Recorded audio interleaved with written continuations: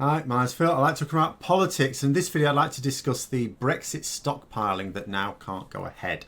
Now, I don't mean people squirreling away bog paper and pasta. I mean the actual stockpiling that factories and other operators were previously doing to prepare for Brexit and are now not. But first, if you'd like to be notified of daily news and politics, please subscribe to the channel and click the bell notification icon. So, essentially, we're headed towards our fourth Brexit day, really. And this one, of course, is for real. Very, well, it's going to be the mother of all twists, if it were not. But there were three others, it has to be borne in mind. So last March was the time when we were originally supposed to be leaving the EU, and manufacturers and retailers alike prepared by stockpiling. You know, in case there are any little difficulties there, because they didn't know on what terms we would be leaving the EU. And I remember early last year, so Brexit supporters were crowing about the growth that we were experiencing in our economy in the first quarter. Just before the referendum, the UK was actually showing some decent growth after at last. We were amongst the highest in terms of growth in the EU. Now, of course, that's coming from a very low base. It's one of those things when an economy that's stagnant suddenly shows some growth, then percentage-wise it can look quite good. But nonetheless, we were showing strong growth. By the time last year rolled around, we were amongst the lowest. It was utter stagnation. But then came a little bit of growth this first quarter of last year. And Brexit supporters were using this as evidence that Brexit was going to be fine. Look, the economy's growing. It's all fine. No one's worried. But this was not the case, because that growth was entirely down to the stockpiling that companies were engaged in. So they weren't just buying into the normal inventory, they were getting extra as well, a lot extra. And of course that meant a huge outlay of cash, which was boosting the economy. But we didn't leave in March, so or even in a few weeks later, because then we had a small extension, which a lot of people forget about, for April. We didn't do that then either. But those companies still had that stock. They didn't maintain that stockpile, so they just started using it. So they didn't need to purchase as much. So the supply chain was depressed, and as a result, the economy contracted in the second quarter.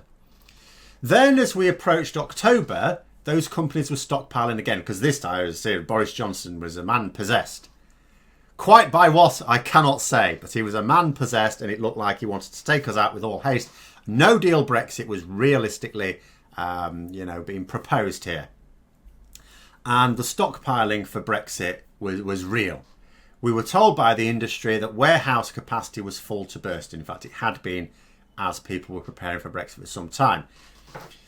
Well, that didn't happen either. Obviously, we have left the EU now, but in terms of Brexit, when we actually leave the customs union and free access to the single market, that is happening. We're headed for that real Brexit. And probably without a deal. This is now the most likely scenario. And you'd think these companies would be stockpiling again. But this is not the case. Stocks have been depleted by COVID, and these companies are not bothering to rebuild them. And there are a few reasons for this, because it sounds a little bit odd. The first one is that a number of companies who were stockpiling and now are not have cited the constant will we, won't we? Government messing about as a reason. They keep telling us to prepare for Brexit. They've done it twice already, and it came and went, and we're sick of the uncertainty, they said. Now, I could have told them, they'd have been quite wise not to listen to me, but I could have told them that they needn't have worried about last March or October, because although it was serious, although it was very dangerous, it was quite clear that Parliament was not going to allow us to exit the EU at those times, because it wasn't going to agree on a withdrawal agreement. But also, they had no stomach for a no-deal Brexit. So they couldn't agree a way of exiting the EU. They wouldn't agree to exiting without a deal. So it was politically impossible to leave the EU at those times, even with Johnson's dirty dealing. But not everyone pays close attention to politics, I guess, and they felt that they would be taking a huge gamble in not being ready for the outcome. So fair enough. That's fine. But this time the threat is real. There is no sudden extension of the transition period likely here. This is a parliament that actually seems happy to follow Johnson off the no-deal cliff. So another more reasoned argument for not stockpiling this time from a number of companies is that, well, they're knackered by COVID. That has beat them. And lots of companies are worried about another COVID lockdown. Now, if this happens and they've stockpiled, they've spent their capital on half a year's worth of inventory, they've blown all the money on that, and then we have a lockdown, well, then they don't have the reserves to pay their workers, and they've got a load of stock they can't use, really. And this is where, I saw a report in the Times this week, and that really came into it because it told the story of like a chief executive of a company that deals in car parts, explaining that he'd rather have a stockpile of cash than parts, effectively, because that way, he'd rather have the money, because that way he can pay his staff if there were another lockdown. Now, I'm not entirely sure, because I'd like to have asked that person some questions about, so what if the plan, if there is no lockdown, but because you're dealing with car parts, Brexit makes it more difficult, time consuming and expensive to get those parts next year. Because the same person said, if you're without your supplies for a week, then that's really bad. If you're without it for 2 weeks, that's catastrophic. But I guess what he's figuring is that either way, he's got the cash reserves to get through a tough period next year.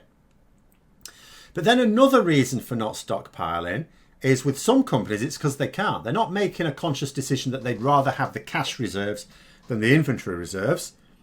They haven't got the cash because some companies, don't have the money to get in that extra inventory. They've lost too much due to COVID and their reserves are bare. Lots of them have had to take on extra debt, in fact, in order to get through the pandemic and don't have the spare. Now, of course, we do need to consider that by sort of going into hibernation with some of these companies, because you can look at some of these companies and go, well, that's fair enough. They've made that decision. But then you think about the overall economy. Now, it's good for that company that they've got the plan that they're confident with. But that, of course, means that they're not purchasing on the supply chain. So somewhere down that supply chain, companies are going to be in trouble because they're now not getting the orders. And because by not stockpiling, those companies are cutting themselves off from that supply chain, then overall, there's an overall hit to the economy.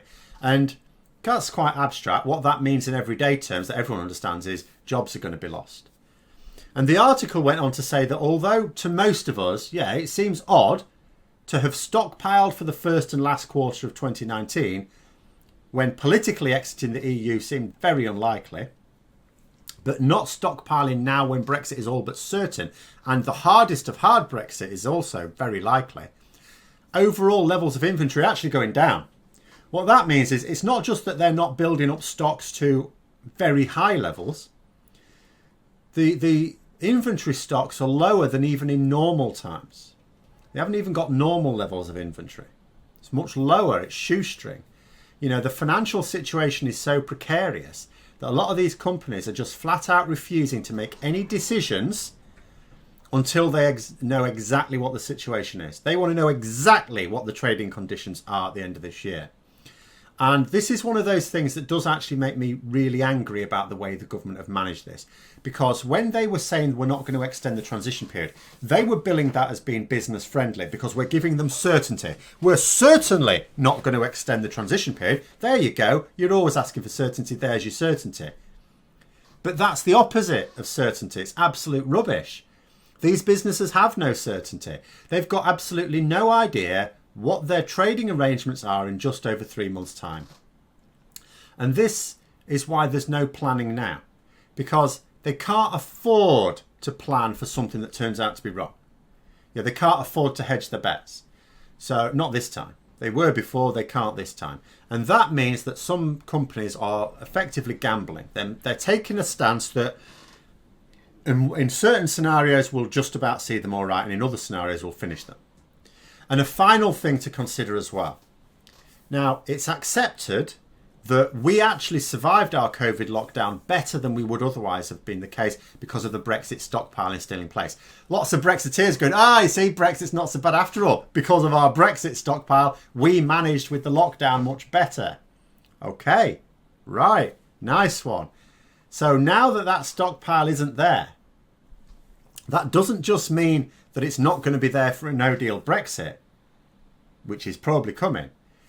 But that stockpile is also not there if there were to be a second COVID lockdown, national lockdown.